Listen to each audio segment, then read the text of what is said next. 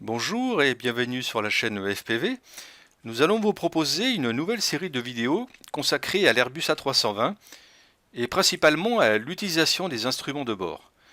Nous allons aborder cette série en plusieurs étapes en détaillant dans un premier temps une des parties de la planche de bord, puis au fur et à mesure, nous détaillerons les instruments s'y trouvant. Cette série de vidéos est plus particulièrement tournée vers ceux qui commencent à piloter sur cet avion et qui ne connaissent pas encore très bien tout le fonctionnement des différents instruments. Pour cette première vidéo, nous allons aborder la planche principale ainsi que le bandeau supérieur par une présentation sommaire. La présentation se fera ainsi. Nous parlerons de l'Electronic Instrument System ou EIS, l'Electronic Flight Instrument System ou l'EFIS, l'Electronic Centralized Aircraft Monitoring ou ICAM, l'ICAM System en général et l'horloge. Donc le système des instruments électroniques EIS se compose de 6 unités LCD d'affichage couleur. Il est divisé en deux sous-systèmes. Le système d'instruments de vol électronique EFIS, pour lequel chaque pilote dispose de deux affichages, le PFD et le ND, et le système électronique de surveillance centralisée ICAM, qui utilise les deux écrans du centre, le WD et le SD, pour fournir des informations sur les autres systèmes de l'avion, comme la propulsion, la quantité d'essence, la position des volets, les alertes, etc. En fin de compte, l'EIS, ou donc Electronic Instrument System, est composé de l'EFIS plus de l'ICAM. Les quatre écrans EFIS fournissent aux pilotes des données de vol pour les aider à utiliser l'avion de manière sûre et efficace. Les paramètres de vol sont affichés sur les écrans de vol principaux PFD pour Primary Flight Display, tandis que les données de navigation sont affichées sur les écrans de navigation ND ou Navigation Display. Le Primary Flight Display ou PFD présente des informations essentielles au pilote, comme la vitesse, l'horizon artificiel, l'altitude, le cap, le QNH, les annonciateurs de mode de pilotage automatique, du directeur de vol ou de l'auto-poussée. Le Navigation Display, ou ND, présente les informations comme le cap, la direction et la vitesse du vent, la route suivie par l'avion, le plan de vol, la vitesse sol, la vitesse air et d'autres informations. Chaque pilote dispose d'un panneau de contrôle EFIS situé sur le bandeau supérieur pour sélectionner ce qui doit être affiché sur les différents écrans. Les panneaux de contrôle EFIS sont divisés en deux sections, une sur la partie pour la section associée au PFD et l'autre sur la section associée au ND. Sur le panneau principal se trouvent les boutons de contrôle pour ajuster la luminosité du PFD et du ND ou pour éteindre les écrans. Il suffit pour cela de tourner les boutons vers la droite ou vers la gauche. Un commutateur est également présent pour permettre le transfert des informations entre les écrans PFD et ND. Un appui sur ce bouton permet l'inversement des écrans.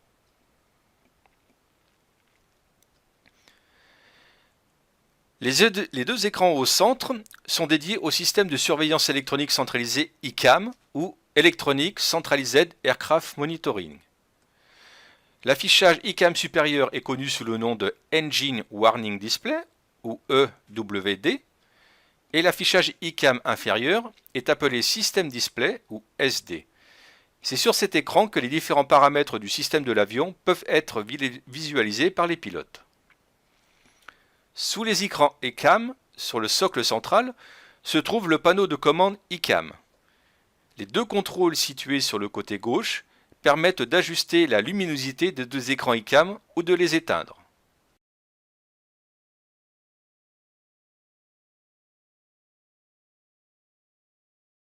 La partie droite du panneau permet de visualiser les différentes pages du système. Pour ce faire, un appui sur un des boutons permet son affichage. Passons en revue les différentes pages du SD. La page Engine, la page bleed, la page pression, la page électrique, la page hydraulique, la page fuel, la page APU, la page conditionnement d'air, la page door ou porte, la page wheel ou les roues, la page FCTL pour les différents systèmes. Lorsque vous appuyez et maintenez ce bouton foncé, le bouton All, l'écran SD affiche succinctement toutes les pages du système à intervalle d'1 seconde. Si le panneau de contrôle ICAM échoue, le pilote peut utiliser ce bouton pour parcourir les pages du système jusqu'à ce qu'il arrive à trouver celui qu'il veut regarder. Il relâche alors le bouton pour sélectionner cette page. Le bouton To Configure simule la puissance du décollage. C'est un test qui déclenche un avertissement si l'avion n'est pas en configuration de décollage. Si la configuration est correcte, le WD affiche le message To Config Normal. Le bouton poussoir CLR, ce bouton reste allumé tant que le EWD affiche un message d'alerte ou d'avertissement ou un message d'état sur le SD. S'il est allumé, appuyez dessus pour changer l'affichage de l'ICAM. Le bouton poussoir affecte les éléments suivants. Annule ou arrête un avertissement sonore aussi longtemps que la condition de défaillance persiste ou éteint les témoins d'avertissement Master Warning. Le bouton poussoir RCL, le pilote appuie sur ce bouton poussoir pour appeler les messages d'alerte et d'avertissement qui peuvent avoir été supprimés par l'activation du bouton poussoir CLR. S'il n'y a pas d'avertissement ou de mise en garde supprimé, le W affiche normal pendant 5 secondes. Si le pilote maintient ce bouton enfoncé pendant plus de 3 secondes, le WD affiche les messages d'avertissement qui ont été supprimés par le bouton poussoir Emerge Cancel. Sur le bandeau supérieur se trouve le Flight Control Unit ou FCU. Le FCU est l'interface principale de l'équipage pour l'orientation à court terme de la navigation latérale et verticale et de la modification des paramètres de vitesse et d'altitude. Il faut comprendre que la navigation se fait en 2 modes. Le mode sélecté, qui permet au pilote de modifier directement la vitesse, l'altitude, le cap et la vitesse verticale de l'avion, ou le mode managé, le pilote ne peut pas modifier directement ces valeurs, c'est l'ordinateur de bord qui choisit les valeurs. On peut décomposer le FCU en 5 parties.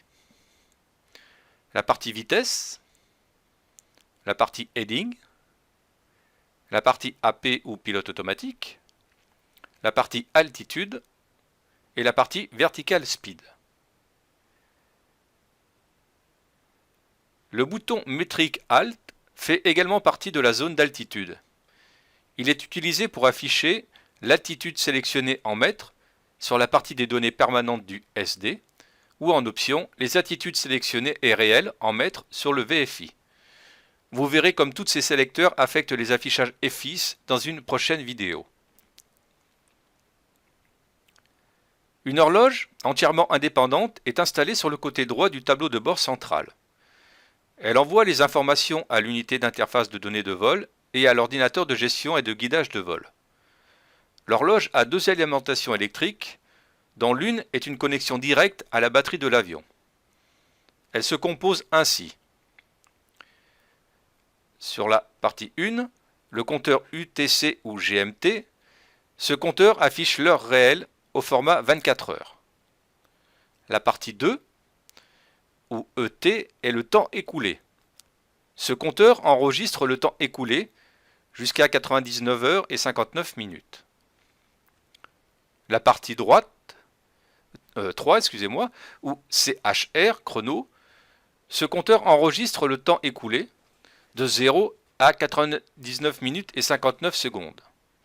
Il est contrôlé par le bouton poussoir CHR. En 4, le fameux bouton CHR, un premier appui démarre le compteur CHR.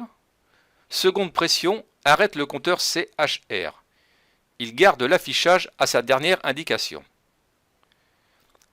Le bouton 5 est le bouton RST ou bouton de réinitialisation. Lorsque vous appuyez sur le bouton, le compteur CHR redémarre à partir de 0 si le chrono est en cours d'exécution. La partie 6 est la partie Run avec différents sélecteurs. En position Run, le compteur démarre. En position STP, arrêt du compteur. Pression sur la position RST, le compteur est éteint et le sélecteur retourne à sa position STP.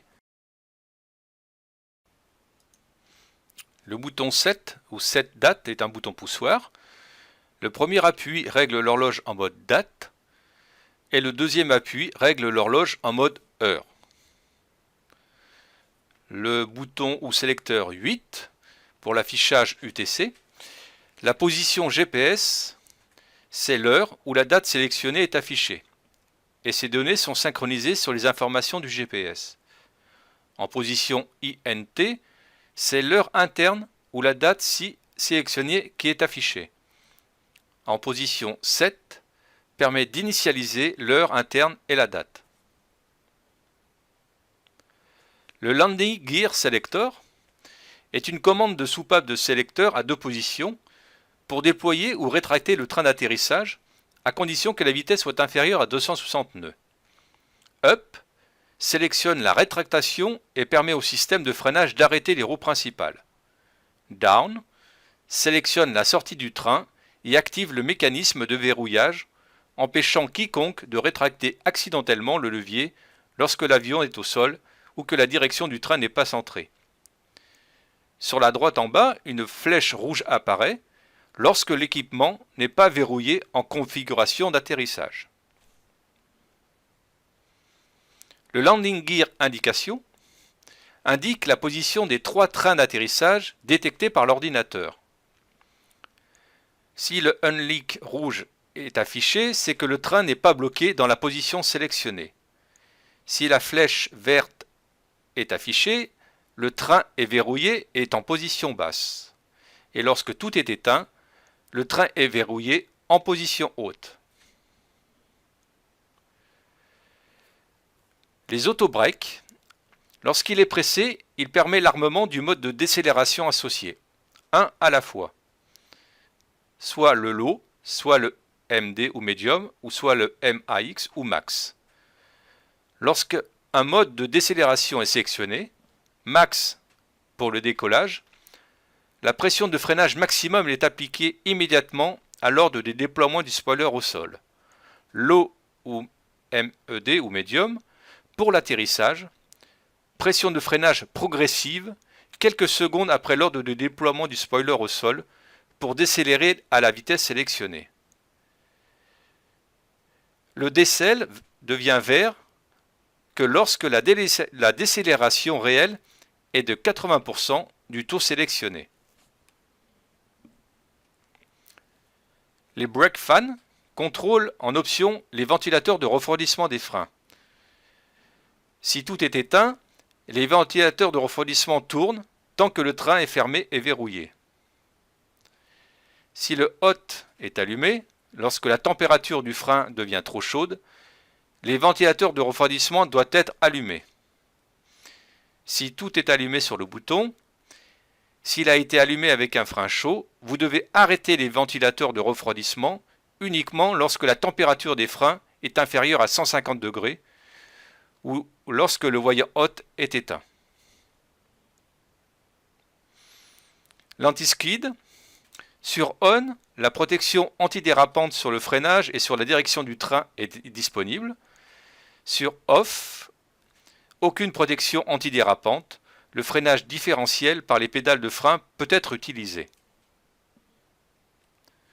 Enfin, un indicateur de pression de frein est disponible. L'affichage de la pression de freinage du système hydraulique est envoyé de chaque côté, soit par le frein de stationnement ou par les pédales. L'échelle verte est utilisée par le pilote comme référence pour ne pas bloquer les roues.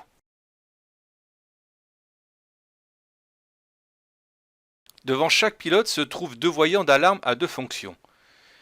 La première est d'avertir le pilote d'un problème dans l'avion. Quand le Master Warning est allumé, il retentit une alarme stridente qui prévient d'un problème grave qui doit être géré dans les plus brefs délais par les pilotes. Quant au Master Caution, il s'allume avec une alarme moins présente et signifie que l'un des paramètres est anormal, mais que les pilotes peuvent passer outre si c'est eux qui sont la cause de ce voyant. La deuxième fonction est de supprimer l'alarme quand elle retentit. Le problème est toujours signalé sur le ND ou présent, mais l'alarme et le voyant s'éteindront si on appuie sur le bouton correspondant.